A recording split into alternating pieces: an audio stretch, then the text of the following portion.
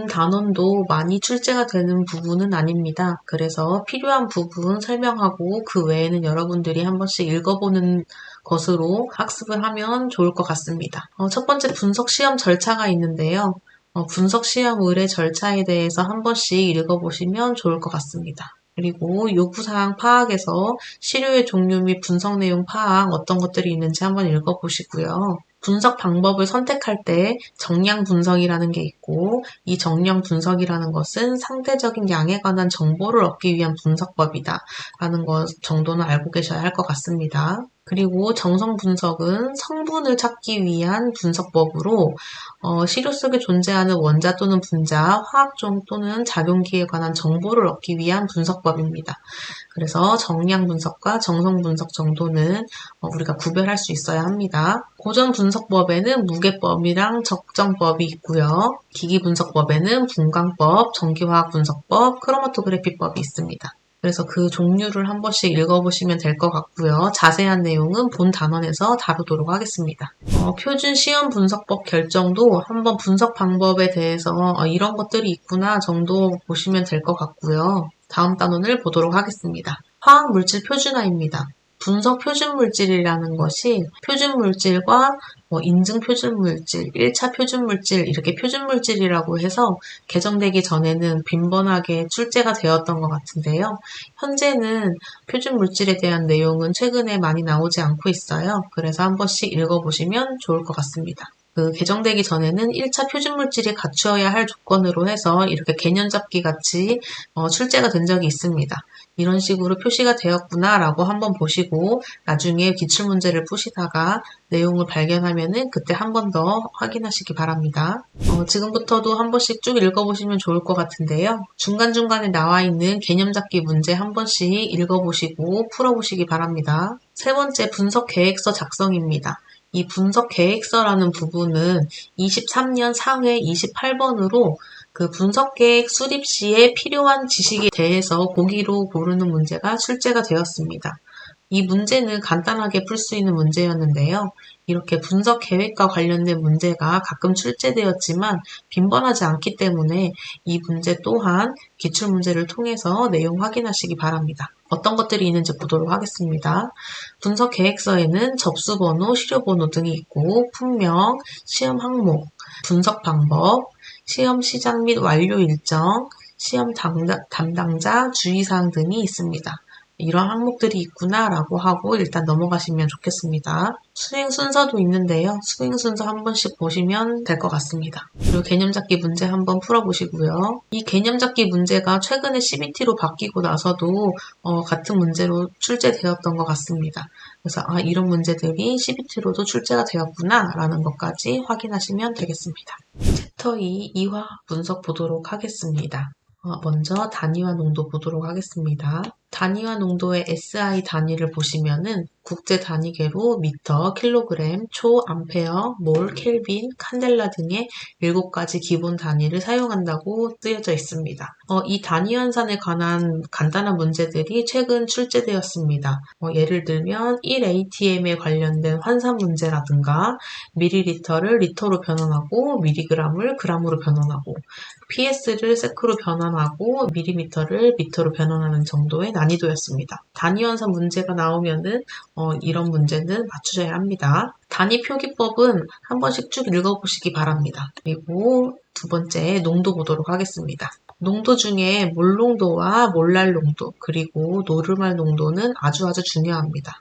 그래서 한번 계산하는 방법까지 알 수 있어야 합니다. 보통 농도는 23년 1회 2번에서 노르말 농도를 통해 NV는 N-V- 이 공식을 써서 적용하는 문제가 출제가 되었었고요. 그리고 23년 1회 3번으로 몰랄 농도 구하는 계산과 23년 1회 14번으로 질량 백분율 계산 방법, 그리고 노르말 농도 구하는 방법, 몰 농도에 대한 설명이라던가 이온의 농도를 구하는 그런 계산하는 방법이 많이 출제되었습니다. 과거부터 쭉 이러한 농도 계산이 많이 출제되었기 때문에 여러분들이 농도 문제 한번 접해보고 계속 풀이해보는 것이 합격 전략으로 보여집니다. 과거에 출제되었던 문제들을 기준으로 한번 풀어보시면은 충분히 문제 해결할 수 있을 것이고요. 농도에 대한 내용 보도록 하겠습니다. 먼저 몰농도입니다. 몰농도는 이렇게 대문자 M으로 표현합니다.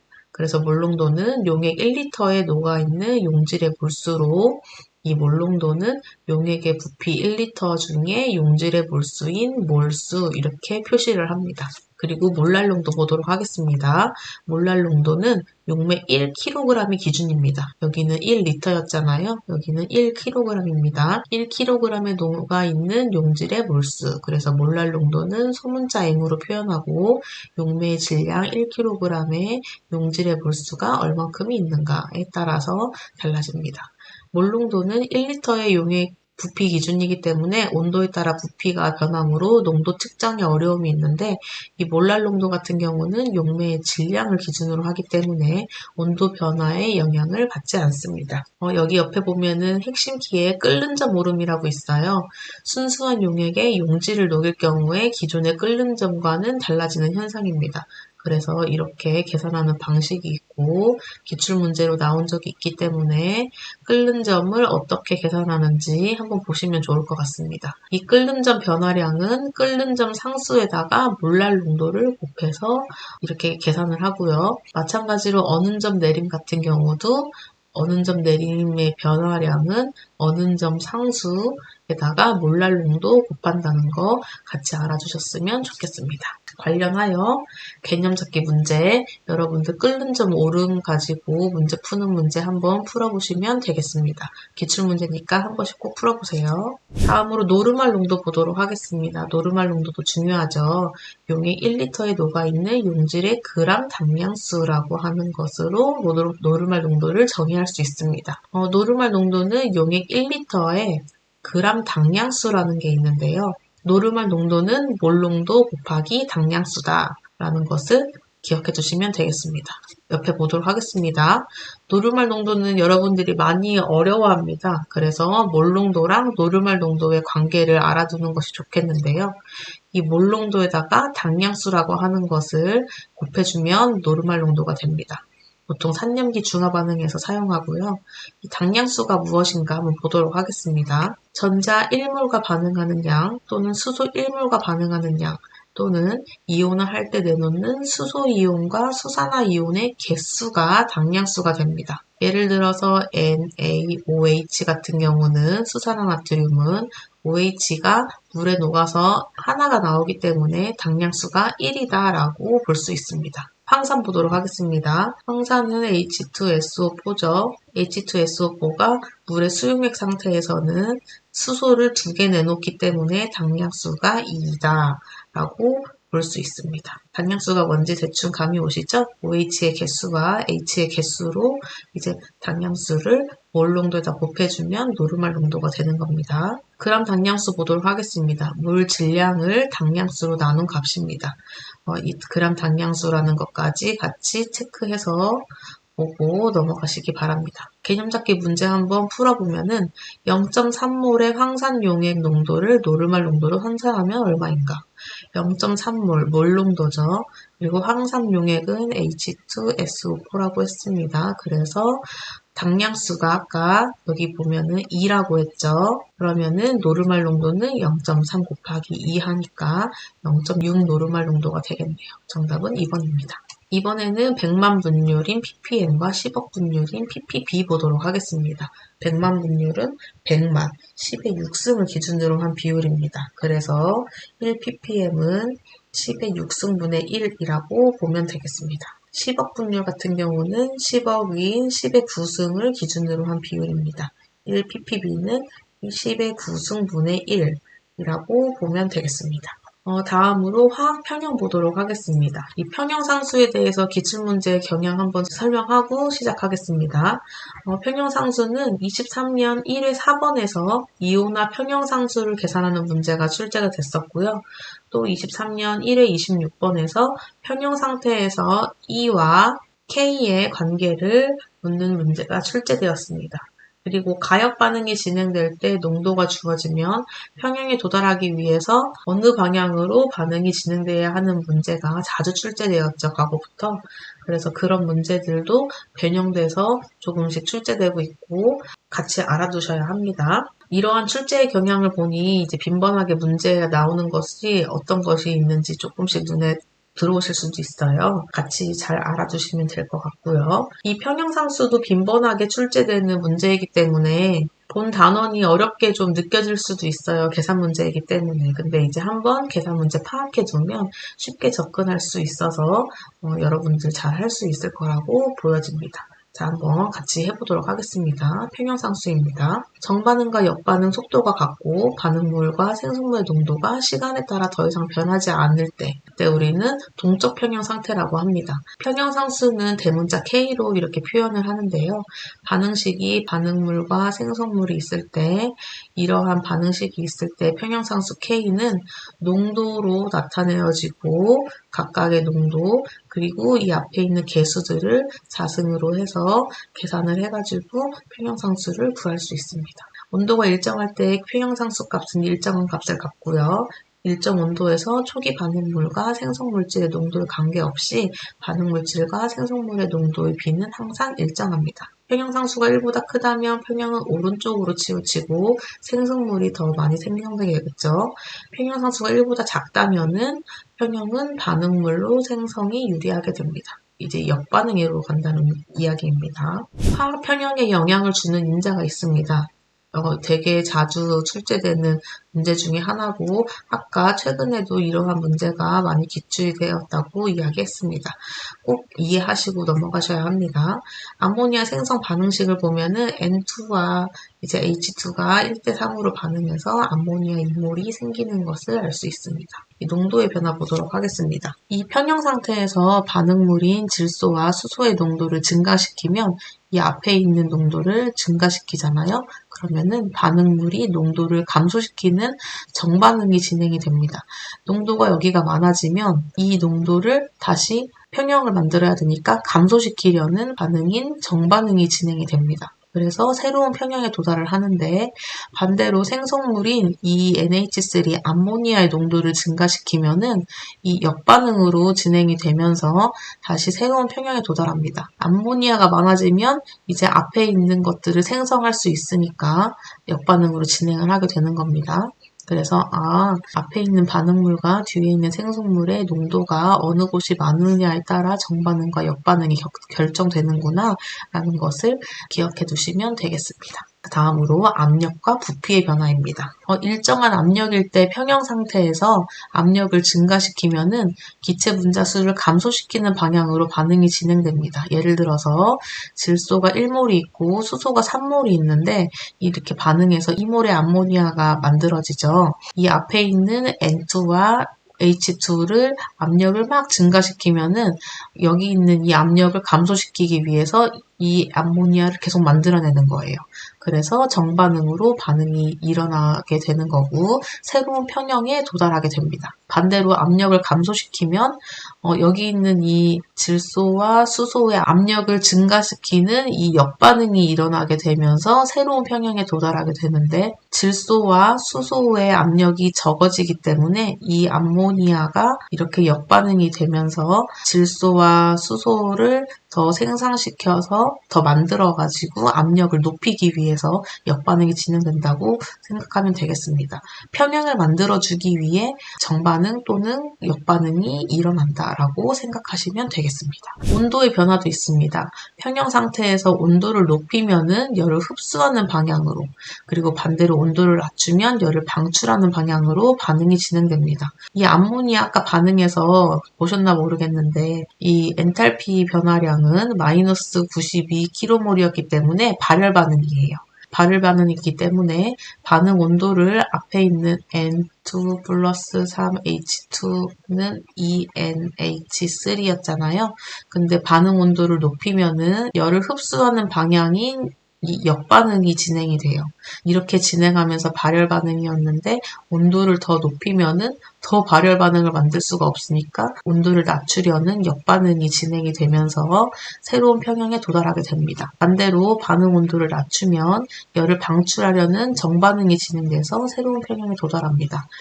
이 상태 그대로가 지금 발열 반응인데 이 앞에 있는 반응물의 온도를 낮추게 되면은 온도를 더 올리기 위해서 정반응이 더 진행된다는 이야기입니다. 온도의 변화도 같이 알아두세요. 비활성 기체 첨가. 아르곤과 같은 비활성 기체를 첨가하면 기체 전체의 압력은 증가하긴 하는데 기체의 부분 압력에는 변화가 없어서 평형에는 영향을 주지 않습니다. 영향을 주지 않는다는 거 꼭 기억해 두세요. 촉매와 평형. 촉매는 반응의 활성화 에너지를 높이거나 낮추기 때문에 반응 속도에만 영향을 줍니다. 그렇기 때문에 평형에 도달하는 속도에만 영향을 줄 뿐 평형의 위치나 평형 상수에는 영향을 주지 않습니다. 이것도 가끔 오답으로 나오기 때문에 같이 알아두시면 좋겠습니다. 평형 상수를 변화시키는 요인을 정리해 보았습니다. 화학 평형에 영향을 주는 인자인 농도, 온도, 압력, 부피 이런 인자들 중에 온도 변화만이 평형 상수의 값을 변화시킬 수 있다는 거 기억해 두시고요. 나머지 농도, 압력, 부피 변화는 평형 농도를 변화시키기는 하는데 평형 상수를 변화시킬 수는 없다. 이것도 같이 알아두시면 되겠습니다.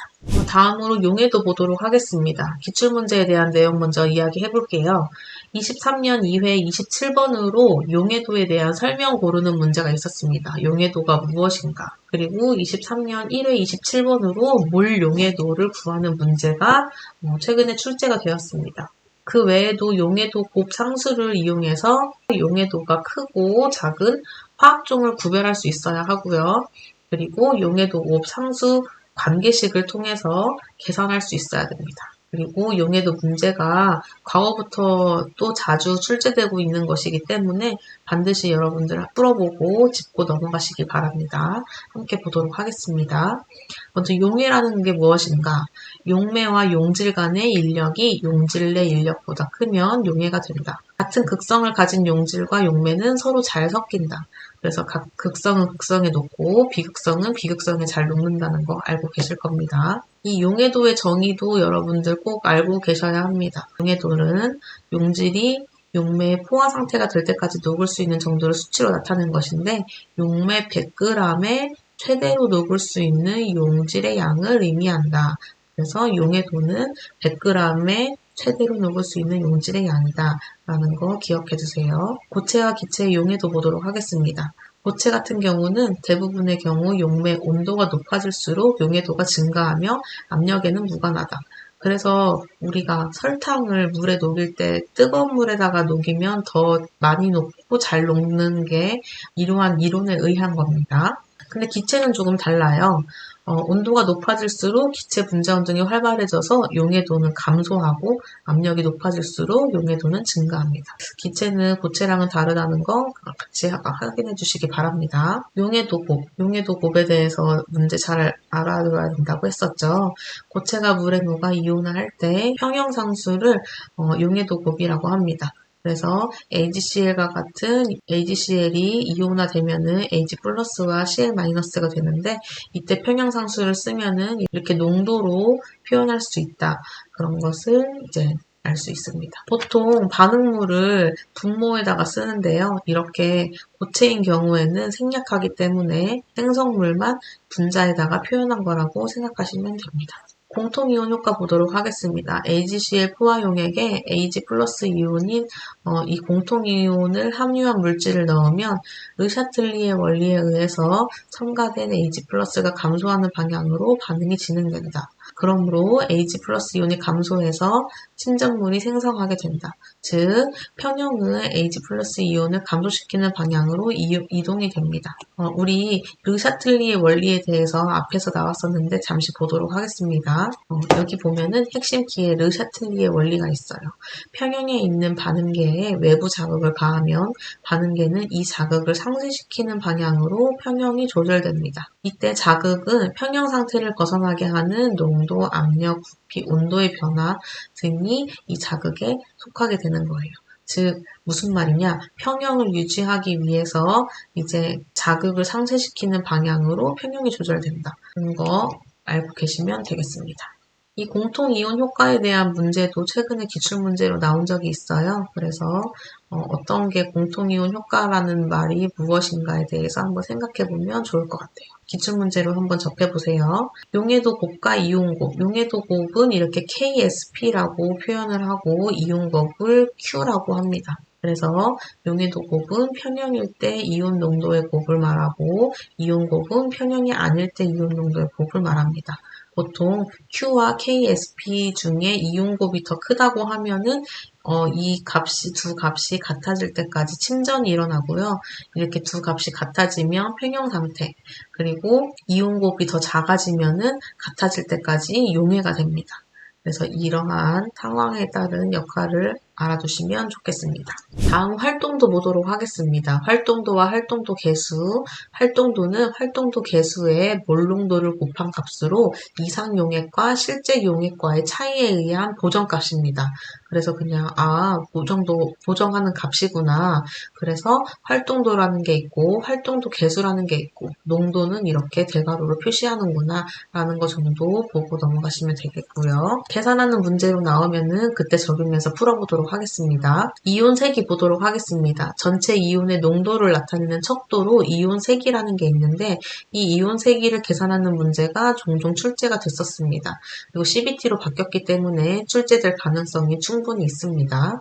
그래서 이온 세기는 이온 개수에다가 이온 농도를 곱하고 전하의 제곱을 같이 곱해준 다음에 다 합해주고 반으로 나눠주면은 이온 세기를 구할 수 있습니다. 문제로 직접 계산해 보시기 바랍니다.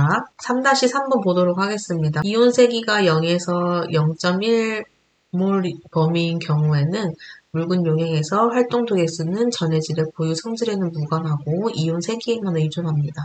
그리고 이온 세기가 증가하면 활동도 개수가 감소하고 이온 세기가 0에 근접하면 활동도 개수는 1에 가까워집니다. 이온 전하가 증가할수록 활동도 개수가 1에서 벗어나는 정도가 커지게 되고 활동도 개수는 전하의 크기에 의존합니다. 이온의 크기가 작을수록 활동도 영향은 더 중요해집니다. 개념 잡기 문제를 통해서 이온 세기 어떻게 계산하는지 한번 풀어보시면 될 것 같아요. 아까 말했듯이 이온 세기는 전체적으로 2로 나눠주고요. 그리고 물수에다가 전하량의 제곱인 거를 곱해가지고 각각 더해주면 이렇게 계산하면은 이온 세기를 구할 수 있습니다. 농도가 주어졌기 때문에 이온 세기를 각각 계산할 수 있겠죠. 계산하면은 정답은 3번이 됩니다. 한번 여러분 풀어보세요. 자, 활동도에 대한 설명으로 옳은 것은 이 문제가 23년에도 최근에 기출이 되었습니다. 그래서 이렇게 비슷한 문제 한 번씩 보고 넘어갔으면 좋겠습니다. 활동도 개수에 대한 설명으로 옳은 것. 이온의 전하가 같을 때 이온 크기가 증가하면 활동도 개수도 증가한다고 했습니다. 그래서 정답은 1번이고 이온의 크기가 같을 때 이온의 세기가 증가하면 활동도 개수는 증가한다. 이온의 세기가 증가하면 활동도 개수는 감소합니다. 그쵸? 이온의 크기가 같을 때 이온 전하가 증가하면 활동도 개수는 증가한다. 이온 전하의 크기가 증가하면 활동도 개수는 1에서 벗어나는 정도가 커진다고 했습니다. 그 부호랑은 무관합니다. 이온의 농도가 묽은 용액일수록 활동도 개수는 1보다 커진다고 했는데 그렇지 않고 활동도 개수는 1에 근접하게 됩니다. 그래서 정답이 1번이 되겠습니다.